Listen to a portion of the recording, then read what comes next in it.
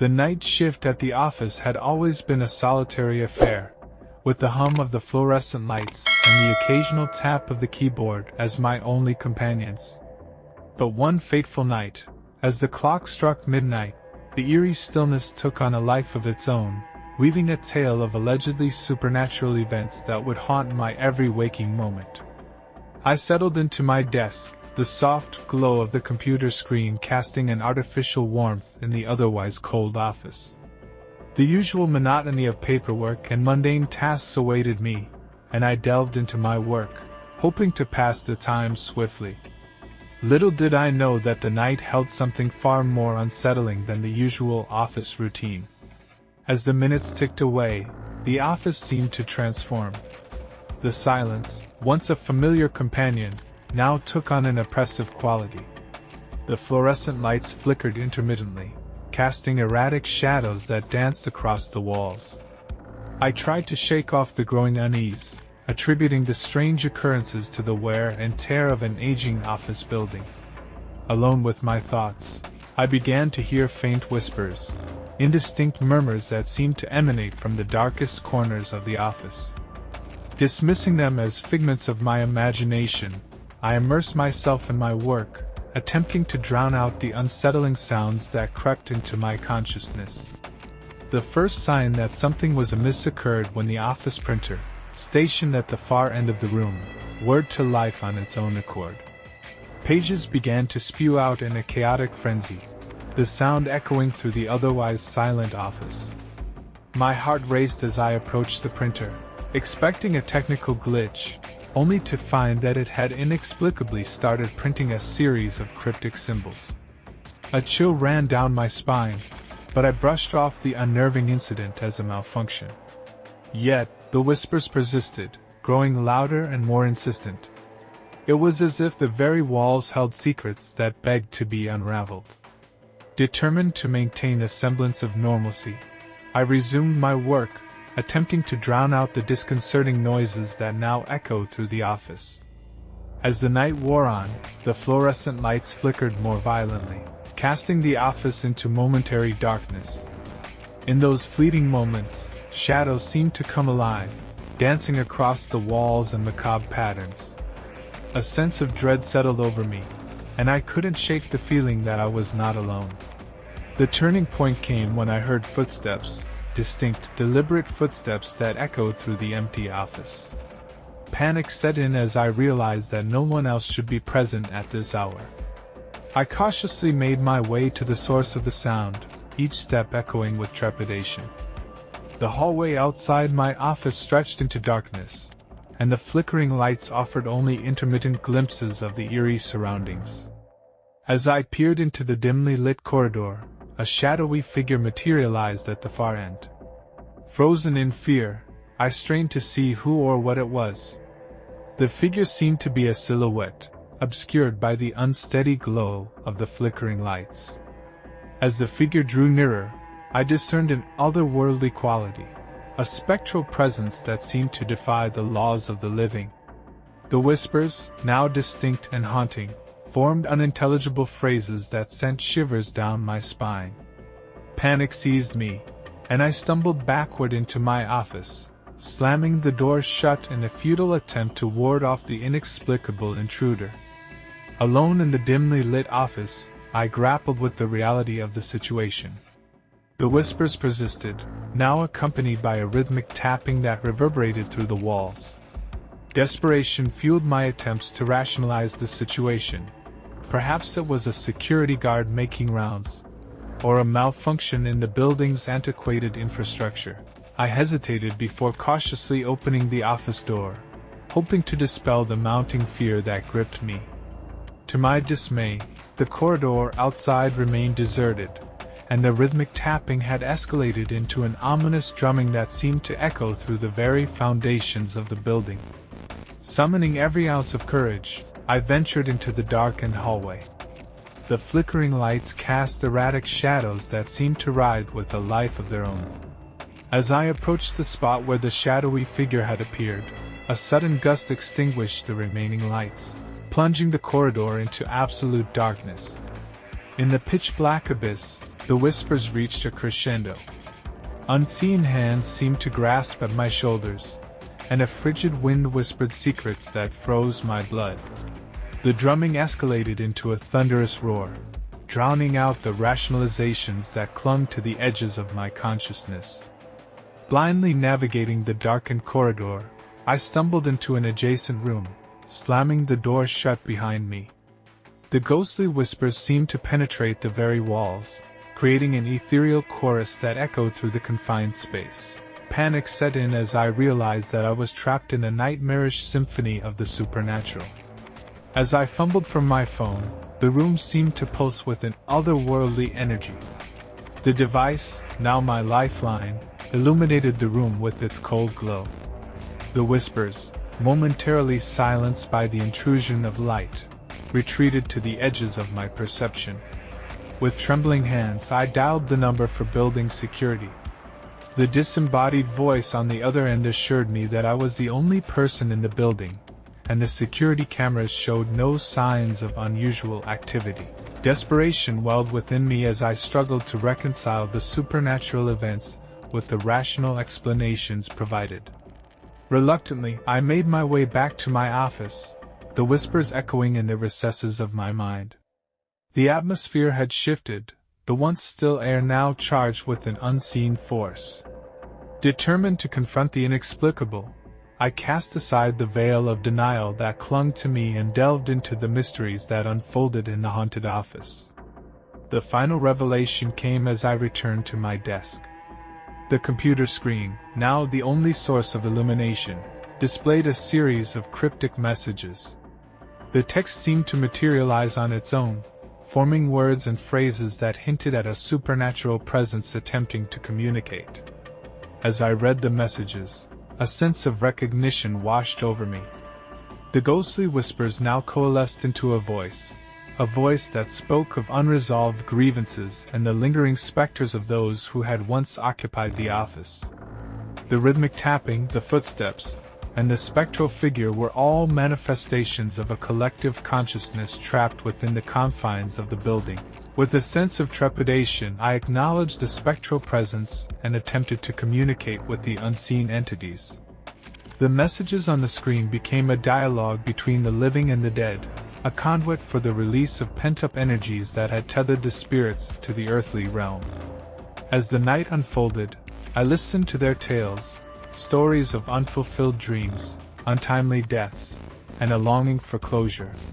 The ghostly whispers transformed into expressions of sorrow, and the once menacing drumming became a cathartic release of the supernatural energies that had held the office in its spectral grip. In the pre-dawn hours, as the first light of daybreak illuminated the office, the supernatural occurrences ceased. The ghostly presence, having found a voice in the night, seemed to dissipate into the ethereal realm. The once haunted office, now bathed in the soft glow of dawn, felt like a place reborn, freed from the weight of the supernatural occurrences that had unfolded during that spooky night. As I reflected on the harrowing experience, a profound lesson emerged. The haunted office had become a vessel for the unresolved stories of the past, a space where the spirits sought acknowledgement and release. The seemingly paranormal activities were a desperate plea for understanding, a bridge between the living and the departed that had transcended the boundaries of the tangible and the ethereal. The lesson learned was one of empathy and compassion for the unknown. In the face of the supernatural, it's easy to succumb to fear and denial, dismissing the unexplained as mere fantasy. However, this eerie night had taught me that behind the veil of the supernatural often lay stories of pain, longing, and a desperate desire to communicate. The night hung heavy with an otherworldly stillness as I settled into the solitude of the graveyard shift at the old bookstore. The creaking floorboards and the faint hum of the antique lamps were my only companions in the dimly lit store. Little did I know that this seemingly ordinary night would weave a tapestry of supernatural tales, leaving me to grapple with the unexplained. As the hours passed, the air in the bookstore took on an unsettling chill, and the shelves of weathered books seemed to harbor secrets of their own. It started with subtle whispers, faint voices that danced on the edge of my perception. I brushed them off as mere figments of an overactive imagination, a consequence of the eerie ambience that permeated the quiet bookstore. The first undeniable encounter occurred in the fiction section. A book, long forgotten and buried among the dusty tomes, slid off the shelf with a soft thud. I approached it cautiously, the air thick with an unspoken presence. The pages of the book rustled as if caught in an unseen breeze, and words formed sentences that hinted at a spectral communication. Determined to rationalize the inexplicable, I attributed the incident to a peculiar arrangement of books or an unnoticed draft. Yet, the whispers persisted, now carrying distinct phrases that beckoned me to explore the mysteries that lay within the labyrinth of the bookstore. As I delved deeper into the aisles, the whispers transformed into ethereal melodies, weaving tales of the past. The bookstore seemed to come alive with the spectral echoes of readers long gone, their lingering presence leaving an indelible mark on the quiet shelves. It was as if the stories within the books had transcended the pages, manifesting in a chorus of the supernatural. The night took a darker turn when I reached the occult section. The flickering candlelight cast ominous shadows on the ancient grimoires and mystical artifacts that adorned the shelves. A shiver ran down my spine as I felt an unseen gaze upon me, an otherworldly force that seemed to scrutinize my every move. As I hesitated before a particularly ancient tome, the whispers crescendoed into an unintelligible chant. The air thickened with a palpable energy, and the temperature dropped. In the dim light, symbols etched on the pages of the grimoire glowed with an eerie luminescence. The bookstore had become a conduit for supernatural energies, and I found myself at the epicenter of a paranormal occurrence. Summoning the courage to confront the unexplained, I touched the grimoire, and the symbols ceased their glow. The whispers retreated, leaving me in a silence that felt almost deafening. The occult section, once charged with spectral energy, returned to a semblance of normalcy. However, the supernatural encounters were far from over. As I navigated the maze of bookshelves, the atmosphere shifted once more. Shadows seemed to detach from the walls, coalescing into ghostly figures that moved with an ethereal grace. The bookstore had become a stage for apparitions, each phantom a specter of stories left untold. In a moment of surreal horror, a spectral hand reached out to me from the poetry section. The apparition, its features obscured by a timeless mist, beckoned me to follow. Fear and fascination warred within me as I trailed the ghostly figure through the narrow aisles. The apparition led me to a forgotten alcove where a single, tattered book lay open on a pedestal. The pages turned on their own accord, revealing verses that echoed with melancholy and yearning. The ghostly figure dissipated, leaving behind a lingering sorrow that permeated the air. As I pored over the verses, I understood that each ghostly encounter in the bookstore was a narrative longing to be acknowledged. The whispers, the sliding books, and the spectral apparitions were manifestations of stories seeking an audience. The bookstore had become a sanctuary for the supernatural, a place where the boundary between the living and the spectral blurred. In the pre-dawn hours, as the first light touched the quaint bookstore, the supernatural occurrences subsided. The whispers faded, the apparitions retreated, and the ancient grimoires returned to their dormant state. The bookstore, once a haven for the unexplained, now stood as a silent witness to a night of spectral revelations. The lesson learned in that haunted bookstore transcended the realm of the paranormal. It spoke of the power of stories, the narratives that linger in the pages of forgotten books, the tales that echo through the quiet corners of our surroundings. The supernatural encounters were a reminder that every place, no matter how mundane, harbors stories waiting to be heard. As I left the bookstore with the first light of dawn, I carried with me the echoes of that surreal night. The whispers, the spectral figures, and the ancient grimoires became a part of the stories I would tell. The haunted bookstore had unfolded a narrative that went beyond the boundaries of the tangible, leaving me to grapple with the enigmatic interplay between the living and the supernatural. The night unfurled its inky tendrils as I found myself alone in the vast expanse of the deserted amusement park. The rusted Ferris wheel creaked with an eerie melody, and the faded carnival music echoed through the empty corridors. Little did I know that this night would weave a tale of chilling encounters and unearthly apparitions that would forever haunt the recesses of my memory. As the moon cast an ethereal glow on the dilapidated rides, a sense of foreboding settled over the amusement park. The flickering lights of the abandoned carousel cast haunting shadows that seemed to dance with a life of their own. Despite the desolation, I pressed on, drawn by an inexplicable curiosity that led me deeper into the heart of the deserted carnival. The air became heavy with a spectral energy as I ventured into the funhouse, a labyrinth of mirrors that reflected distorted images of a bygone era. The distorted laughter of unseeing children reverberated through the empty chambers, creating an unsettling cacophony that sent shivers down my spine. In the Hall of Mirrors, the reflections took on a life of their own. Faces contorted into grotesque masks, and shadowy figures seemed to move in tandem with my every step. The once familiar mirrors became portals to an otherworldly realm, blurring the line between the real and the supernatural. As I navigated the twisting corridors, a chilling encounter unfolded. A spectral hand reached out from one of the mirrors, its icy grip sending a shockwave through my very core. Panic set in as I realized that the amusement park, seemingly devoid of life, harbored an unseen presence that sought to make itself known.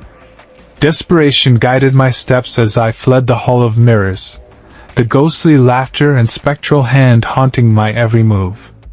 The once mundane amusement park had transformed into a nightmarish realm where the boundaries between the living and the supernatural were blurred. The Ferris wheel, standing as a silent sentinel against the backdrop of the night sky, beckoned me with its rusty creaks. Against my better judgment, I ascended the skeletal structure, each turn of the rusted wheel accompanied by a symphony of ghostly whispers. From the heights, I glimpsed shadowy figures moving among the abandoned rides, their presence casting an ominous pall over the desolate carnival. As the Ferris wheel reached its zenith, a spectral apparition materialized beside me.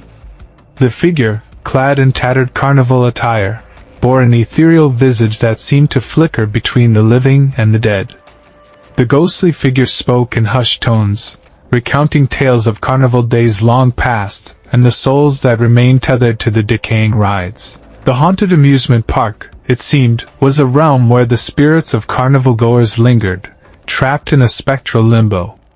The ghostly figure implored me to listen to their stories, to acknowledge the existence of the forgotten souls that sought recognition in the dead of night. With trepidation I descended from the Ferris wheel and wandered among the abandoned rides. The ghostly apparitions multiplied, each one sharing fragments of their stories, the laughter of children, the thrill of carnival games, and the bittersweet nostalgia that clung to the deserted carousel.